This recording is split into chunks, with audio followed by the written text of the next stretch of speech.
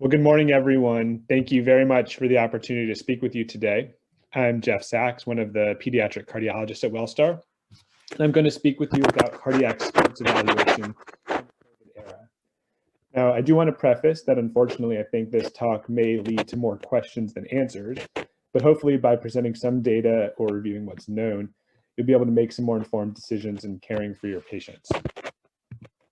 So the objectives of this talk are to understand the importance of myocarditis in sports evaluation, and then to learn what data about COVID-related cardiac complications can exist for athletes, and finally to review several proposed algorithms for making determination for sports participation.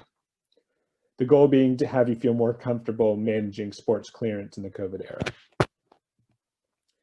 Now, many of us have seen images like this on TV, the dreaded scene of an elite athlete at peak physical fitness collapsing on a quarter field. And this Florida basketball player collapsed during a game shortly after returning to the team after being diagnosed with COVID.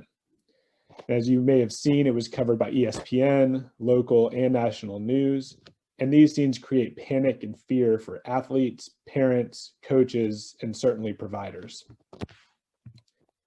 Now contrast this with Demi Washington, a Vanderbilt basketball player who had COVID, and because of a protocol put in place by Vanderbilt, was found to have evidence of myocarditis. It was notable that the MRI she obtained was not required by either the SEC or the NCAA, but because of Vanderbilt's protocol, her case of myocarditis was identified. So was her life saved as a result of this? Now that we'll never know, but the sentiment is certainly implied, and it certainly begs the question. So Miss Washington made a statement after this was found, and she said, "I might be on the court right now if I was not at Vanderbilt. It's so important that every person associated with student athletes be aware of the benefits of doing a cardiac MRI. And as athletes, we need to know more and advocate for ourselves. We always think these kinds of things won't happen to you, but when it does, you want all of those extra steps taken. It's always better to be safe than having to say, I'm sorry." Now, this brings us to a very important balancing act, one of increasing importance, the balance of cost and public health. Now, cardiac testing in sports is a hotly debated topic and one that we will certainly not answer today. But as we move forward with this talk, I want you to keep in mind that universal screening with EKGs, for example, in athletes in the United States is not even currently recommended, because the cost-benefit ratio has not been proven effective. Now contrast that with cardiac MRI, which are much more limited in availability, much more expensive and time-consuming, have increased risk if there's contrast involved, and have far fewer people capable of reading and interpreting them. So with all of this, we're faced with a very difficult situation. Now let's take a moment to get a background on sports evaluation recommendations here in the US.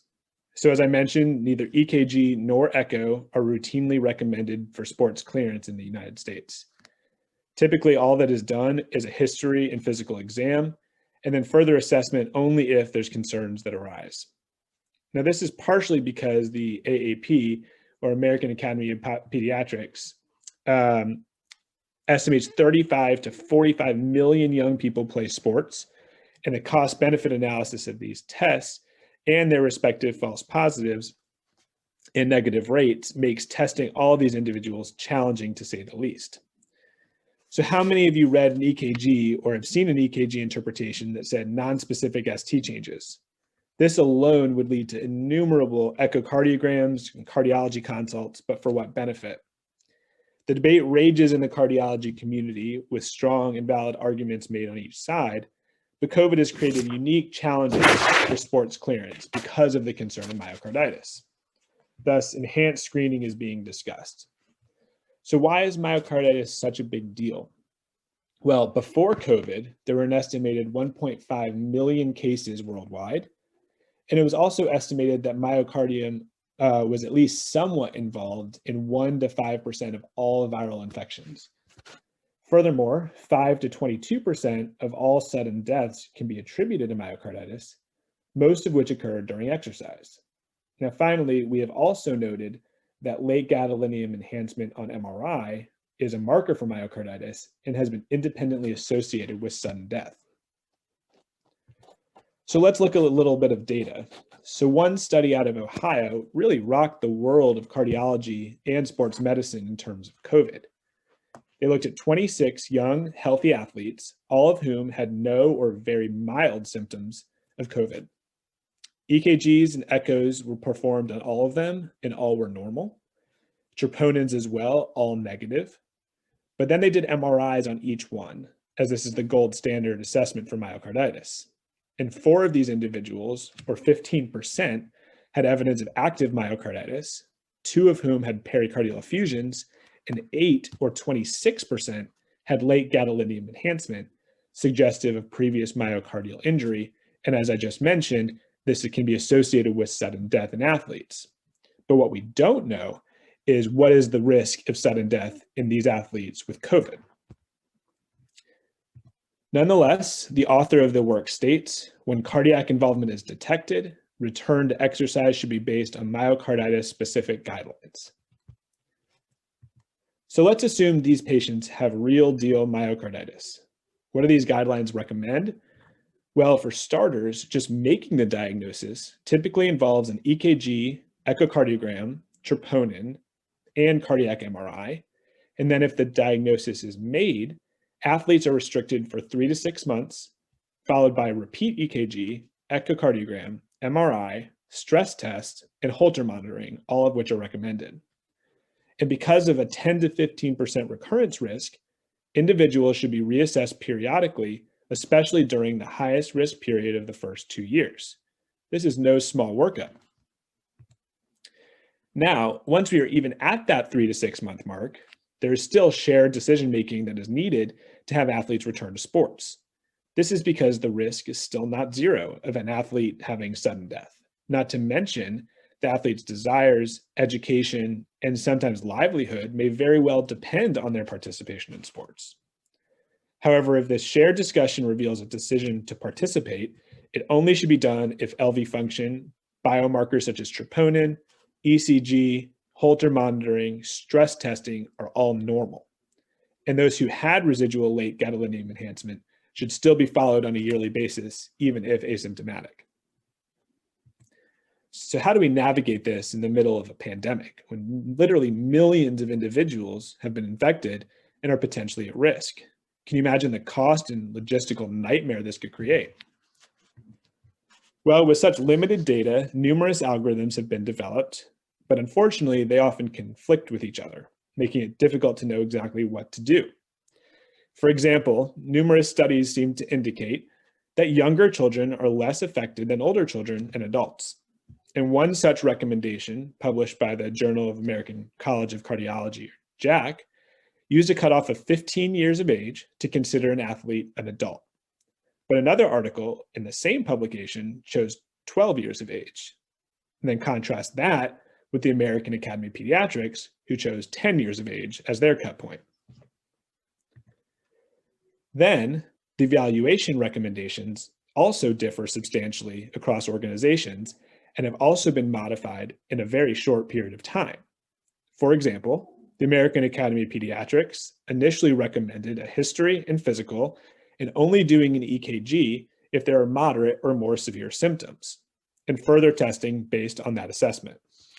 However, they revised this recommendation in December to state that moderate symptoms or more should have a cardiology consultation prior to return to sports. Now, unfortunately for me, they did not specify which type of workup is recommended during that cardiac consultation. But contrast that with Columbus Children's Hospital, who had a grand rounds recommending universal cardiac MRI for all older children who exhibited any symptoms at all. Even within the pediatric realm, there's significant discrepancy. So let's take a look at a few of the algorithms that have been distributed to get a general idea of what is out there. Here's the algorithm from the American College of Cardiology, and I'll take a moment to go through this with you. As expected, if asymptomatic and COVID testing is negative, meaning no evidence of any COVID infection, no specific workup is needed. But many programs are doing regular COVID testing and mandatory screening.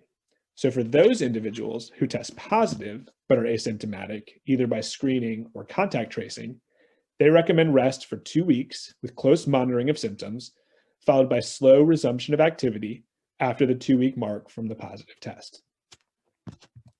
Now, if a positive test but only mild symptoms, an EKG, echo, and high sensitivity troponin should be obtained. Now, we actually don't even have this troponin accessible here at Wellstar, though I understand it's in the works to get it available. And then if this testing is normal, slow resumption of activity is recommended. If any abnormal studies, the patient should be treated as if they have myocarditis using the workup we outlined before. Now, finally, if there are significant symptoms and or hospitalization, again, recommend troponin and consider further imaging. If normal testing, again, restrict for 2 weeks, slow return, and consider further workup if needed. But if the troponin is elevated or an abnormal study, again, treat as myocarditis. Now, also from the American College of Cardiology is a pediatric cardiac specific algorithm with very different recommendations. And it showed for moderate symptoms in children less than 12, no further evaluation is needed. But if greater than 12, an EKG should be performed and further assessment based on this. Let's look a little closer. If asymptomatic, regardless of age, they are cleared for participation after their similar recommendation of 2 weeks of monitoring for symptoms. If moderate symptoms, but not hospitalization, defined as prolonged fever or requiring bed rest, they separate based on age. If less than 12 years of age, clear for participation. If greater than 12 years of age, they recommend EKG. But if normal, even with those moderate symptoms, clear. But if abnormal, evaluate by a pediatric cardiologist. The theory here is that less than 12 years are unlikely to have significant cardiac involvement. Now, finally, for severe cases or evidence of MIS-C, they recommend EKG, echo, Holter, stress test, and possible MRI with restriction for 3 to 6 months as they are treating for presumed myocarditis.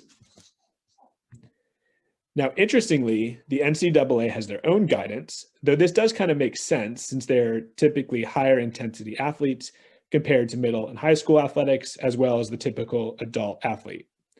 And while they're generally in the adult range, many college students are treated by pediatricians, but others are treated by adults. So let's take a look at this algorithm.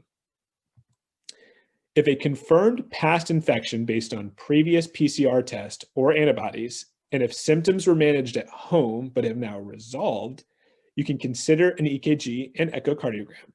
But if it was a severe illness, even if it has passed, such as requiring hospitalization or ongoing symptoms, they recommend cardiac consult with EKG, troponin, and echocardiogram, and consider myocarditis workup with MRI, Holter, and stress, as well as a pulmonary evaluation, including X-ray, spirometry, PFTs, D-dimer, and chest CT. Now, this is all for a previously confirmed past infection, but not an active one. Interestingly, if there's a new infection, the workup differs from a known previous infection.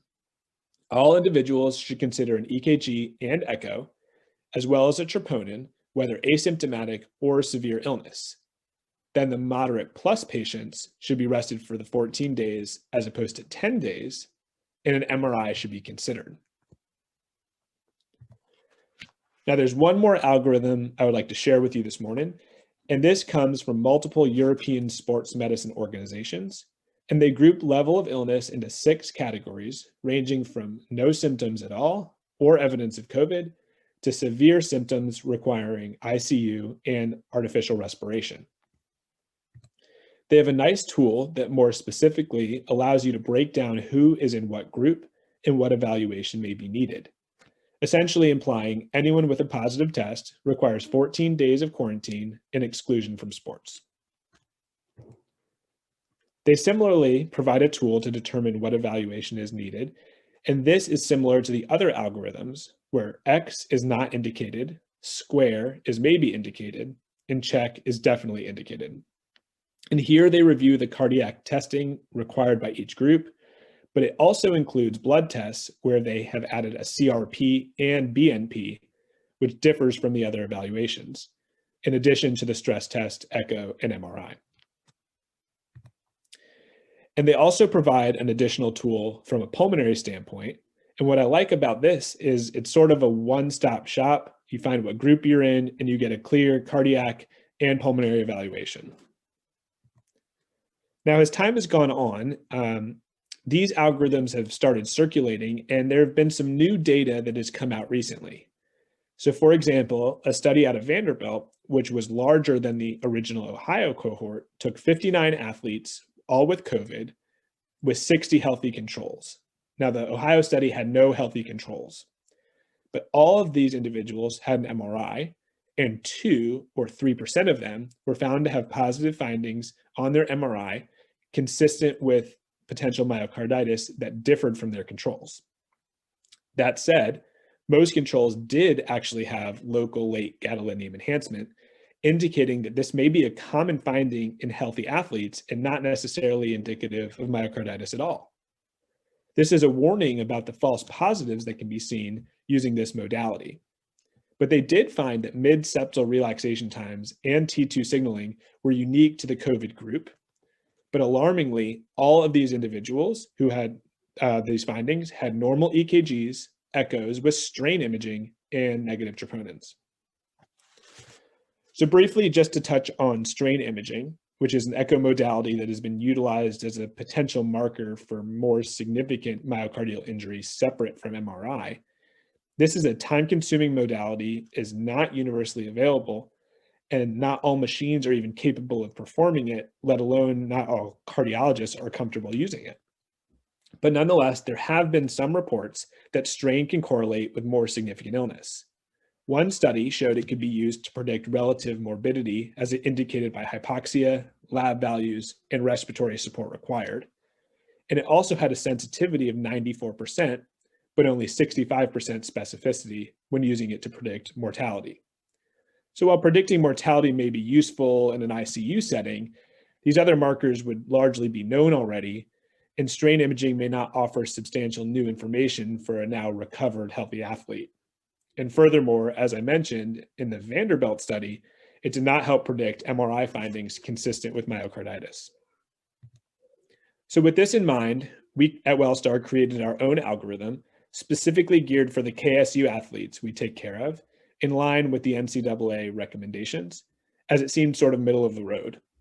We start with an EKG and echo, and if further concerns, move to MRI. And if the MRI is positive, we restrict for about 3 to 6 months, as consistent with myocarditis recommendations, hoping that any overt cardiac disease will be picked up with the initial evaluation. Now, once cleared by these protocols, the British Medical Journal did release a graduated return to play algorithm based on the number of days post-infection and percent exertion that should be utilized during each stage. This is about a 2 to 3 week process at minimum, and continued monitoring is required with progressive increases in exertion as well as length of workouts over time. So to conclude with a few points, it is obviously quite difficult to navigate this with such a lack of data. Unfortunately, it's even harder with conflicting recommendations.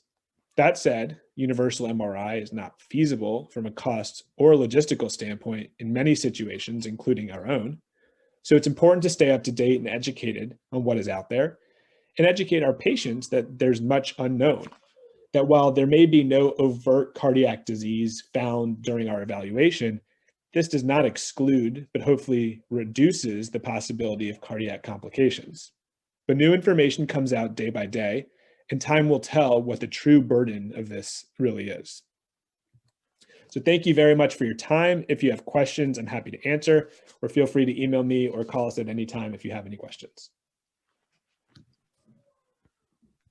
So, Jeff, could you comment briefly on your or our experience with some of the protocols? What sort of findings have you been noticing, and have we been seeing a lot of MRI abnormalities? What's been your experience thus far?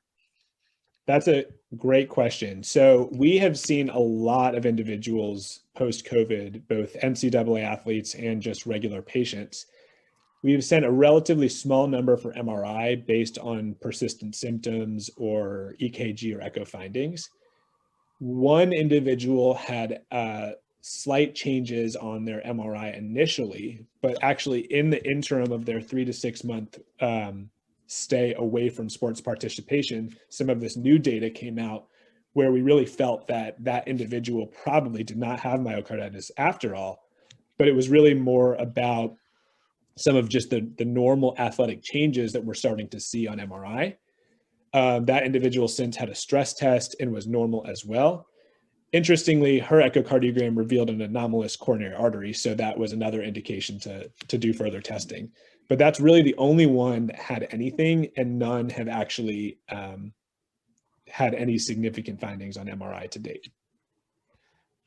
Jeffrey, this is Sal. A fantastic talk, and I appreciate it. So, you know, my son is actively involved in several sports, and they have had, you know, several athletes in the teenage group that have tested positive for COVID.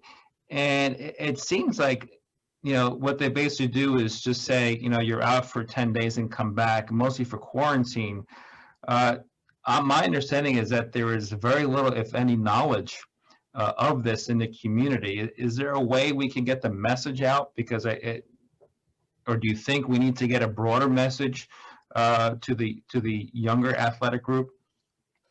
Yes, it's definitely something we've been working on. So I created a summary of the American Academy of Pediatric recommendations, for example, and then again, when they were updated in December, and had them distributed to all of the pediatricians at Wellstar. I also work with the Marietta City Schools, so I've been in close communication with them, as well as KSU athletes, but it's definitely an uphill battle. And it's also, you know, the pediatricians are sort of overwhelmed with every runny nose. Does this kid need to be excluded from school already? That to then have everyone, once they recover, come back in for a repeat sports physical is just very, very challenging. So there's a little bit of pushback too about how can they possibly do this. But it's important because there is so much unknown, and what we certainly don't want is something catastrophic happening to one of these athletes. So getting that word out there is important.